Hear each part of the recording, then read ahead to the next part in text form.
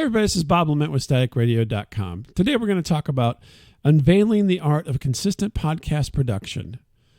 Now you may ask yourself, well, why be consistent? Well, consistency is going to be your friend. It's going to help you stay organized and it's going to keep you on schedule. And here's some areas that you need to be consistent in. The first one is planning and preparation. So set yourself a realistic schedule. Determine a publishing frequency, like maybe weekly, monthly, bi-weekly, biannually, or whatever you want to do. You may even want to do daily if you really want to do things a lot, but I wouldn't suggest that to start out with. But let's just go with weekly. So you're going to create yourself a calendar, and on that calendar, you're going to see what you're going to do each week. So some people, will do movie reviews or book reviews, or maybe they'll have guests, and so you need to plan that out. Best thing you can do is set it on the calendar and start planning. So you're going to have to gather all your materials. So you may have to get that book or watch that movie or book that guest. And so all those things have to be considered in planning for your podcast. Now, once you have that all established, you have everything gathered, you have a schedule you're going to be on weekly or whatever. You also want to establish when you're going to record. So let's say if you're going to do a weekly podcast like we do, you want to, we record on Mondays at 9 o'clock. So every Monday at 9 o'clock, I have to be ready to record a show. And so I do everything I need to do ahead of that in order to be ready. And then that consistency of time and day keeps me motivated and keeps me moving forward and keeps me producing. And at this point, we have almost 1,500 shows.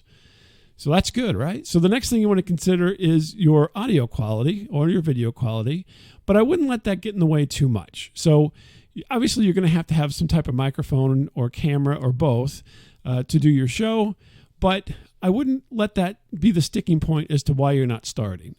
If you have a laptop with a webcam and the laptop microphone, that's perfectly good to start with.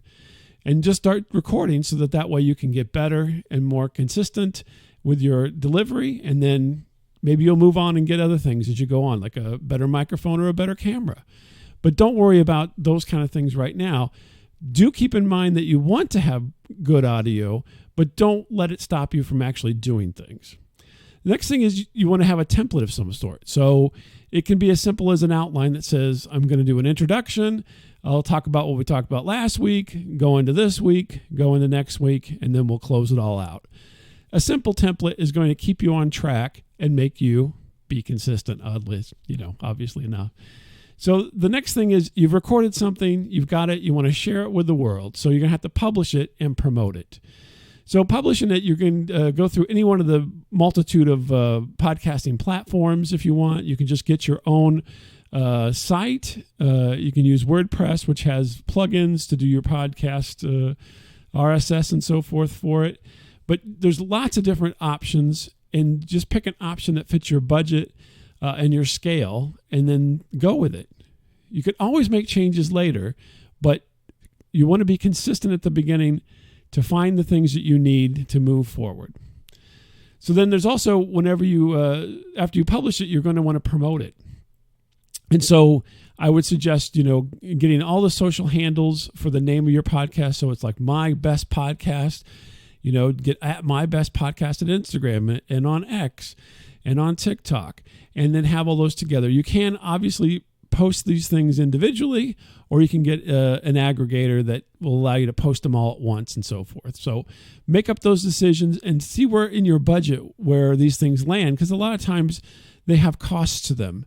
But you can always, work up into the cost rather than just starting to say, I got to spend all this money to start with. So now you've got your schedule, you've started recording, you're starting to publish, you're starting to promote, and you got to maintain that. And so that's where the consistency aspect of things comes in. So if every Monday you record a show, then over the course of the year, you're going to have 52 shows.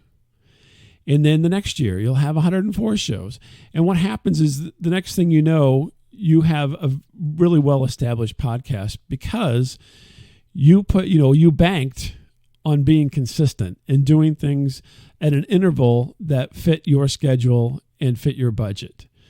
So what you want to do is you want to stay motivated. You want to You want to build a support system and bring other people in, and then obviously promote once you get your product out there. It's hard to do those things, but with consistency, that helps you stay motivated. That helps you build a support system, and it helps you adapt to change, because eventually, even though we can be as consistent as we want to be, things do change and you have to evolve, right? And so that's inevitability. But in between those times of change, you want to be consistent with your approach and consistent with your delivery. So that's been Unveiling the Art of Consistent Podcasting. I hope that it helps you start your journey into this podcasting realm on a good foot.